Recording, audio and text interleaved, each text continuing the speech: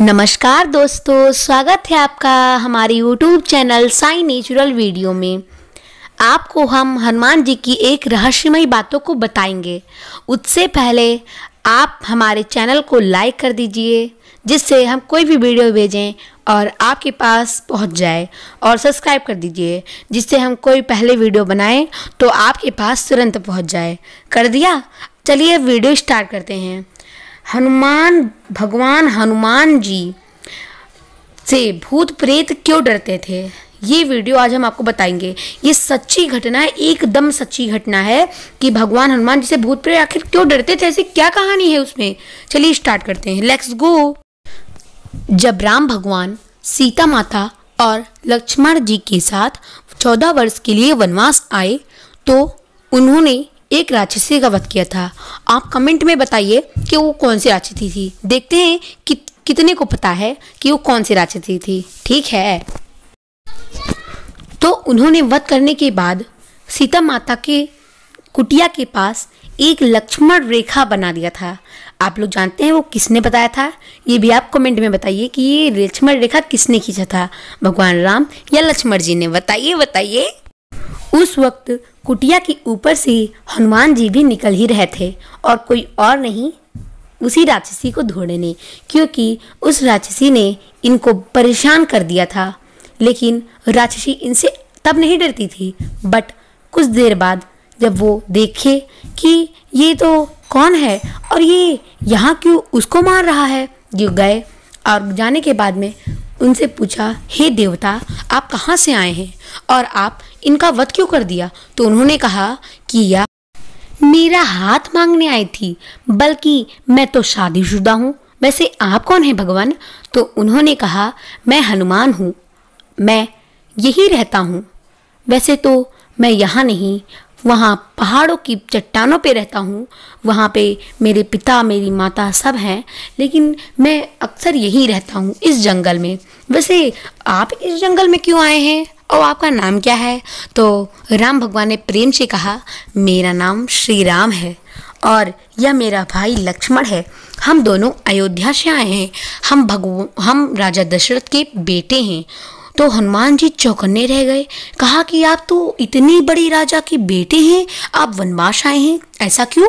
तो उन्होंने कहा हंसते हंसते कि नहीं, वो भरत है मेरा छोटा भाई, राज्य अभिषेक होने वाला था, तो फिर मैंने कहा कि उसी को बना देते हैं, मेरा छोटा जो भाई है। भाई बहनों में प्यार होना चाहिए दोस्तों, जरा कमेंट करके बताइए किन किन भाइयों में प्यार है।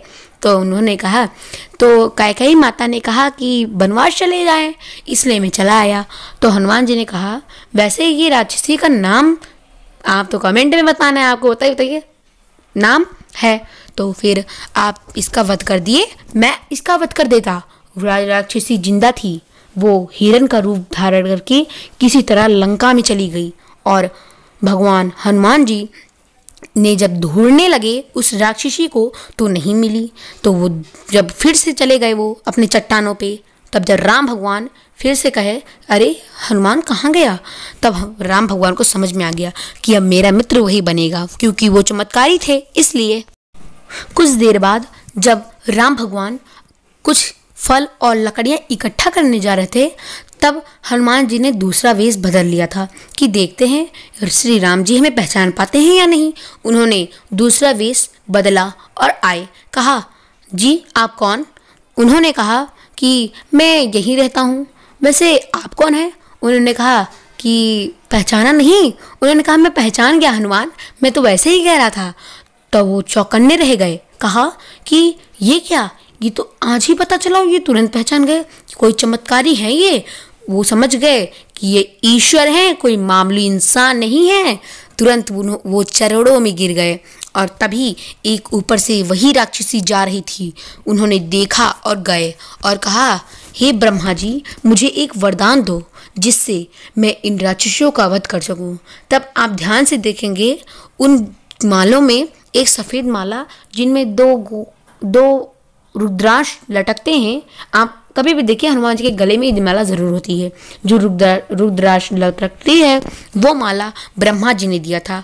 कहा था जब तक तुम्हारे पास ये माला होगा तब तक कोई राक्षसी तुम्हारा कुछ नहीं बिगाड़ पाएगा।